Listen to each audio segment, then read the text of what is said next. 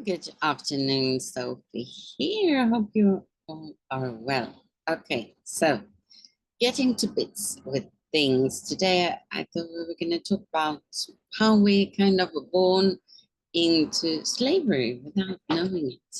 It's exceptionally interesting because, especially people of color, they have these things. Oh, we were slaves. We were treated like that. Listen, we were all born into slavery. And unless you know how to deactivate it, you are still a slave to the system. And you can deactivate it by claiming your rights. That's really interesting. So we're gonna dig deeper into this. And then I would like to share. It's actually I think this man can explain it better than me. So let's just go into it. How we became slaves. And it was actually our parents that let it happen. So let's go to, okay, I'm gonna have to go to share screen.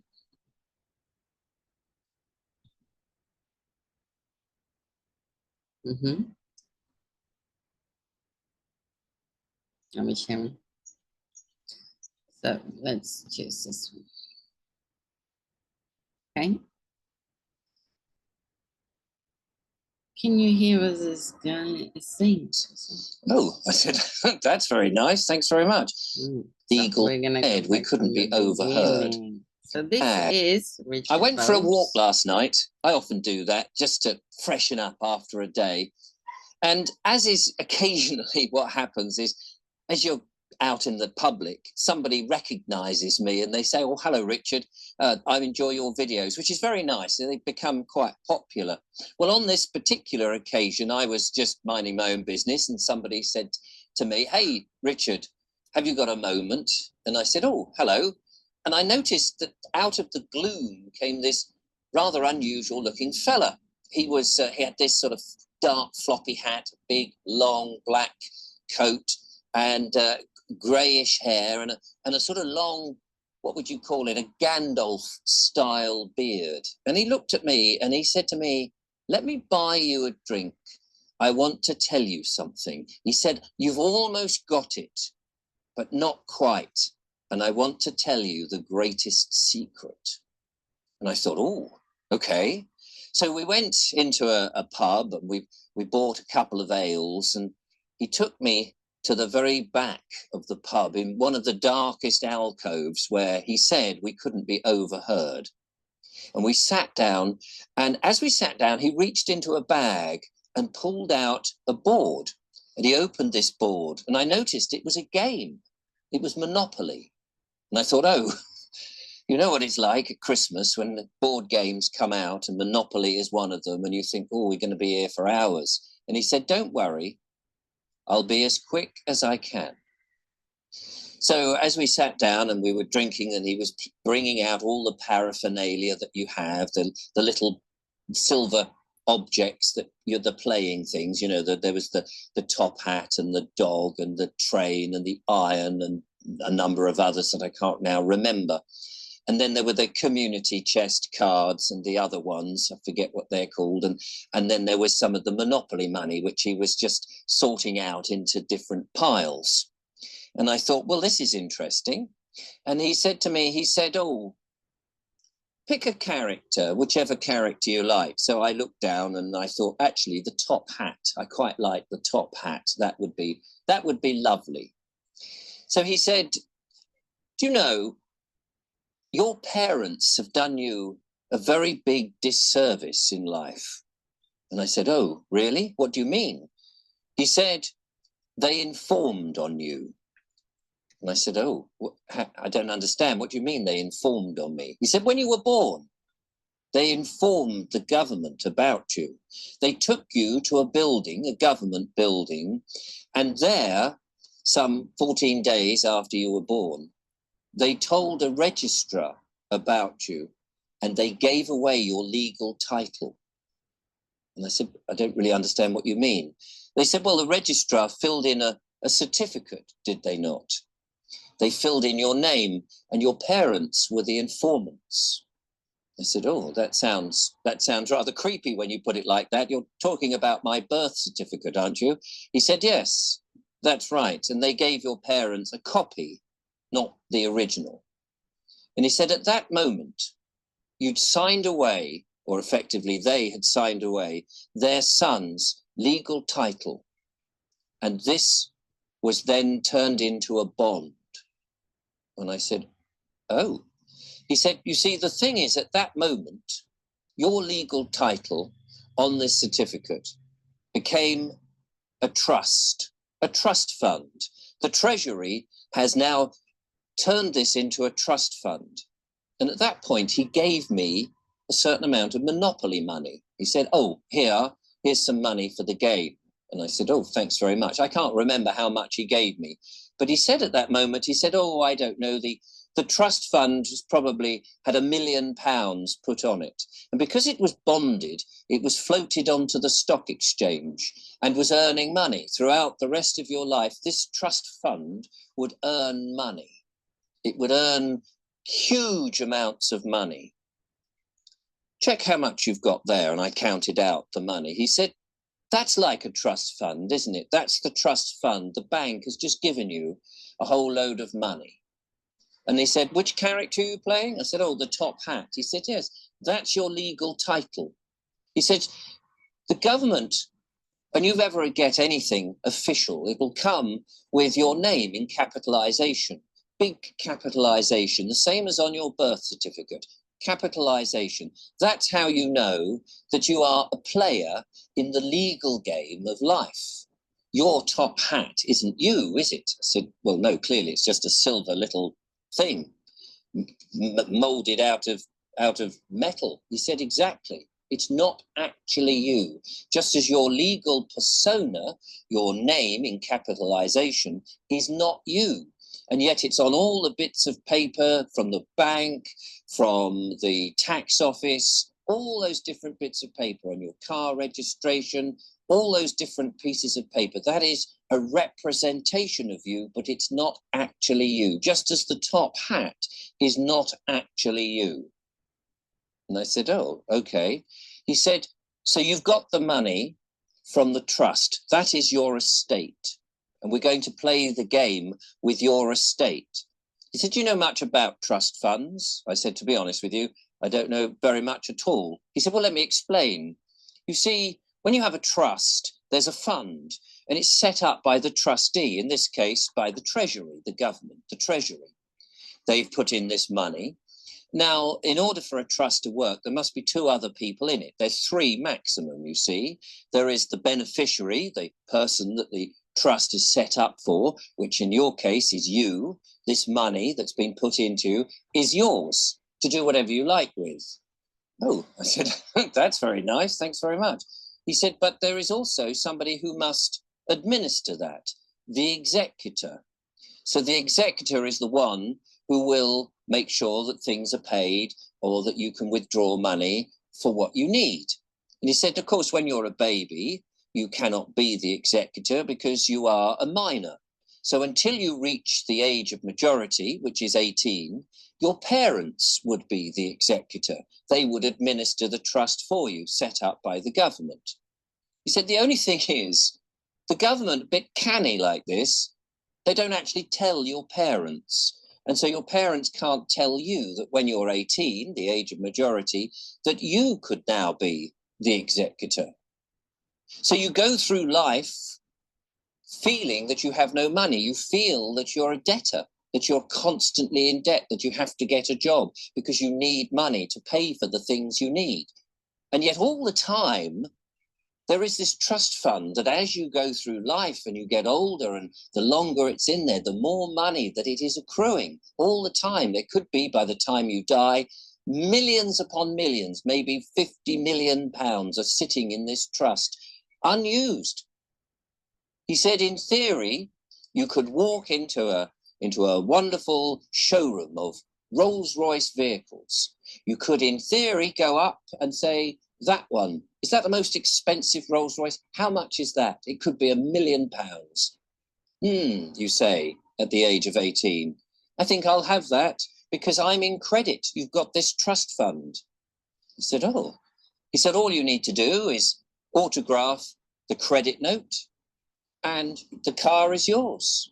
But of course, the man who's selling you the car will say, hang on a minute, I don't understand. And you'll simply just say, well, take this credit note that I have now put my autograph on, take it to the Treasury, and they will dip into my trust fund and pay you. You'll get your money perfectly fine because I'm in credit. Look at the game. You have this big pile of money. I've just given it to you. That is your trust fund. He said, but in the game of Monopoly, as we go around and you get penalties and you earn money, he said, when you get a penalty, what do you do? And I said, well, I just pay it out of this money. He said, yes, that's what you should do in life. But in life, you don't go to your trust fund.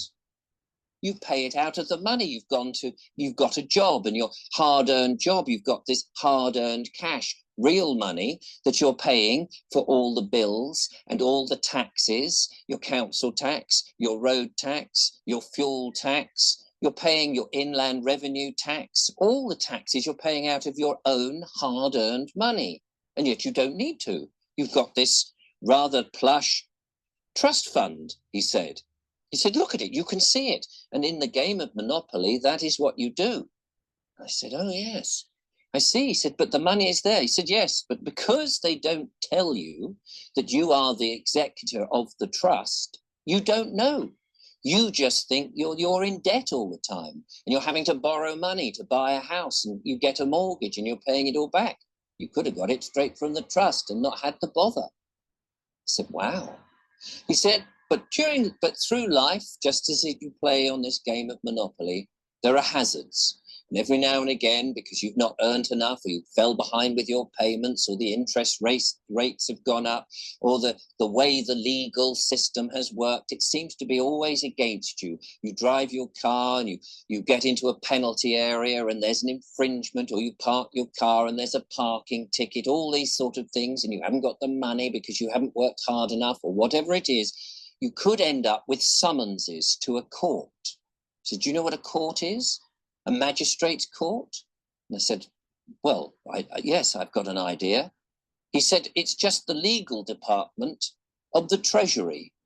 They want to make sure that you pay the bills or the infringements or the tickets and all of this.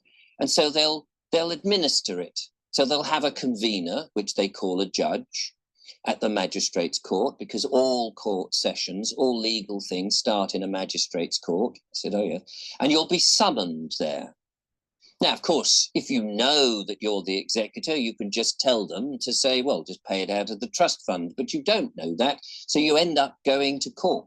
And the first thing that happens at court is, of course, they will say something like, for the record, state your name. And this is where the trick is played on you. Because you don't know who you are, you will say, my name is Richard Vobes. And at that moment, they've got you. Because effectively what's happened is you've said, I'm the top hat, or the dog, or the train, or the iron. You've become the player of the game. You've become the fiction. Because their world can only work on the fiction. A real living man cannot enter a real court. They cannot deal with you. So they have to get you to be the legal fiction. And so what happens then is they become the executive, they become the sole beneficiary, and you become a legal representative of the trust, but you end up paying out of your own money. So what you should do, of course, is tell them the truth. Because you're not a capitalized version of your name. You're not the top hat. You're not the character that's playing the legal game. Of course you're not. You're a real living man. You're the executor of the estate of the top hat, or the capitalization, the persona of your living man. That's who you are, just as in Monopoly. So you would say, well, I'd like to introduce myself. I am the executor and the sole beneficiary of the estate of Richard Vobes, the legal persona. But I am the executor.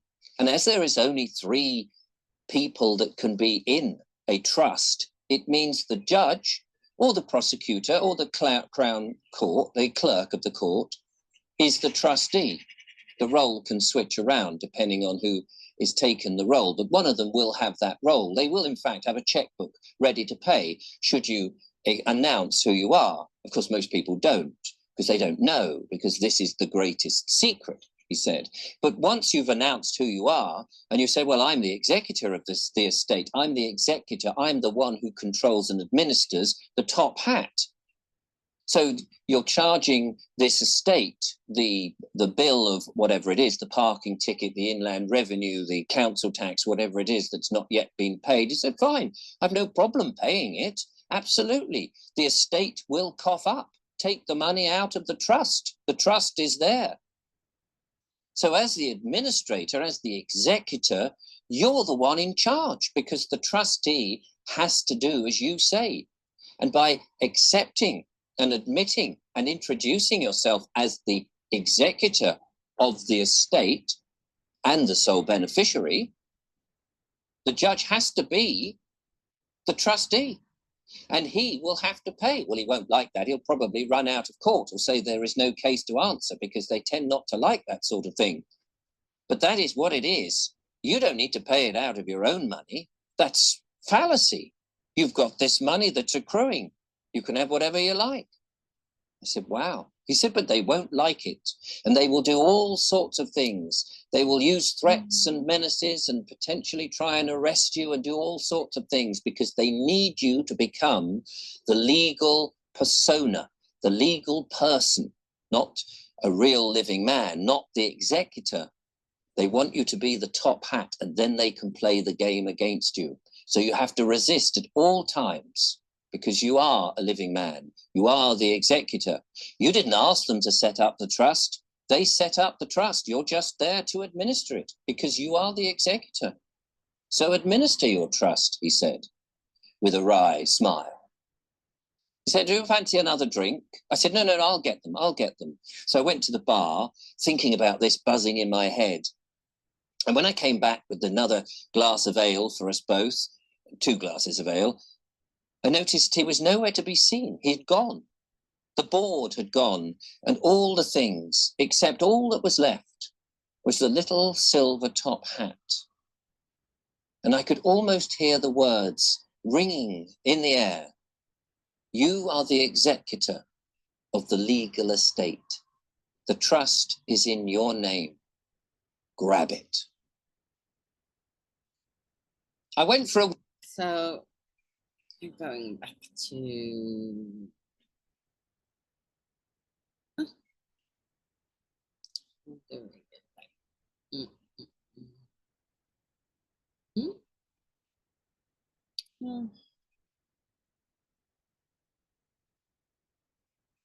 All right. Yeah. Anyway, I wanted to show another thing, because I don't know if you can see me, but this was really interesting, the way he was explaining about our funds that we have. And I wanted to show you how this can work in real life. So we're going to listen to this woman in court and listen to how they're trying to fool you all the time. Okay, Ms. Can you hear me? I can see you on the screen there. Yes, can you hear me? Yes, I can hear you, so that's fine. Yep, I'm also on camera. Yes, I am. Oh, sorry. Oh, yeah, thank you. I'll just read the charge out quickly for you. So it's at Melbourne on the 13th of September 2020. Did fail to comply with the direction given to that person. That direction being to stay at home unless for essential shopping, work, exercise or caregiving purposes, having been given by a person exercising the power granted by the Chief Health Officer under Section 199 of the Public Health and Wellbeing Act. So in relation to that charge today, are you intending to plead guilty or not guilty? So, Your Honour, I am the living woman. Yes. I'm the beneficiary of the and trust. I do not consent to contract or joinder, and I waive the benefits on offer. Okay, so I'll take that that statement to mean that you're intending to plead not guilty today. So thank you for that. I think, Mr. Prosecutor, in this circumstance, contest mentioned? Yes, Your Honour. Yes. Your Honour, I've been given a copy of the letter provided by Ms. Bing to the court. Oh, yes. I haven't had any prior correspondence. I can't see that there's been any case comments in the matter, but certainly no objection to the navigation. Yes, thank you. I think it's suitable. I'll get a date in case contest mentioned that. So,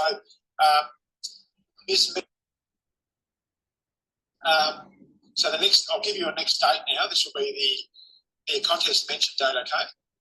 So there's various steps that the matter has to go through before it gets to a contested hearing. So I understand that's what you're looking for eventually anyway, would be a contested hearing or some chance to address the court in relation to the charge. Today is only a mentioned court, so we sort of triage matters to basically matters that are going to be pleased with guilty or pleased with not guilty. So not guilty pleas need to go down a different pathway. So if you just hold on there for a second, we'll get a new court date. So, Your Honour, are you administering my trust without my consent? There's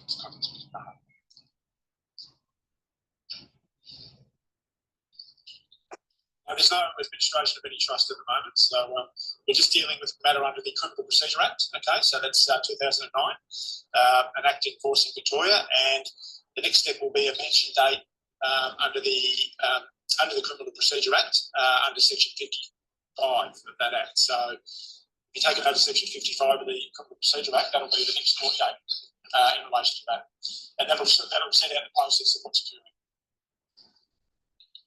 I do not consent to contract or joinder, and I waive the benefits on offer. Thank you, Miss. Your matter now is booked in for the next court steps to occur. The next court date is the 7th of December. Okay, so that'll be a contest mention back online in the Melbourne Magistrates Court. Okay, so that might take between 15 minutes and half an hour, depending on what's discussed on that day. But that mention date will give you a better chance to discuss your matter further. Okay, and the submissions you wish to make. Okay, so thank you for your time today in court, and you're now excused. Thank you for your time, Your Honour. September. Thank you. We'll just confirm, you're on the line there. You can see and hear us. Yes, can you hear me? Yes, I can. Thank you. Your Honour, an application to withdraw this matter. All right, thank you. On the prosecution application, to have the charge withdrawn. The charge is now struck out. Thank you. The charge has now been struck out. You may be excused. Thank you. Thank you. Thank you.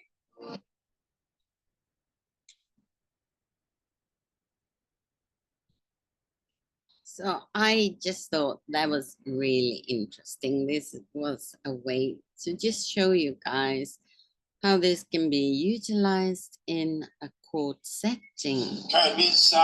Oh, can you hear me? I can see you on the screen there. how do we get back?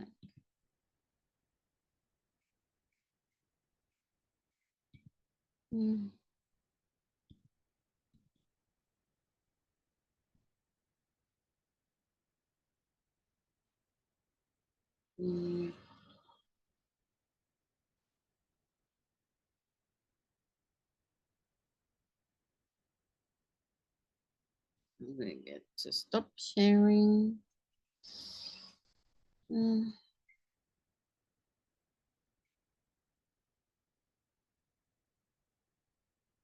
Stop share. So we're back. Okay. So what I wanted to show you with that is when other people explain, it just seems so much easier to understand when I would dig into that. But I have seen and listened to many court settings where people refuse to acknowledge themselves as this straw man, as they call it. And when you are the beneficiary of the fund, they cannot get you. So it's to identify as that. And that's interesting. I would love to test it. I haven't had the guts to do it yet with my tickets. It was especially last week, I think it was, or the week before that, that I got 3 tickets from the police and parking tickets. And I should have, yeah, just let it be and go to trial and test this thing. But still not ready for the courts. And for me, it's because I have also big trauma, and I kind of black out when I get to court because of a big court case trauma that I had that didn't go my way because I trusted in the system, which yeah, we know now it's built in a way to just suit a few. So that was it today. I wanted to talk to you about this straw man, how the system is set up, and it doesn't work for the people, it actually works against us, and how can we use it to our advantage. And this is this whole bar association, and I think we are changing everything, so we're getting rid of it. And this is my belief with the going into the military law, the common law. So we're moving away from the admiralty law, the law of the water, and we're moving into common law, which is basic law, basic things: do no harm and don't steal. That's basically it with the common law. So it's much easier for people to kind of follow. It's not so complicated.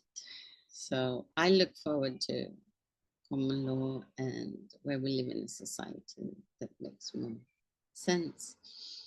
So that was just what I wanted to talk to you about today, and share a little bit of this straw man, how we being born into the system of slavery to corporation, and you can step out of it by not seeing you as part of the corporation with the capital letters, and see that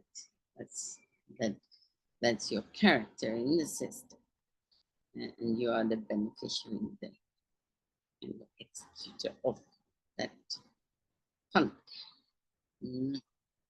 So have a great day, and yeah, let's speak soon. See you soon.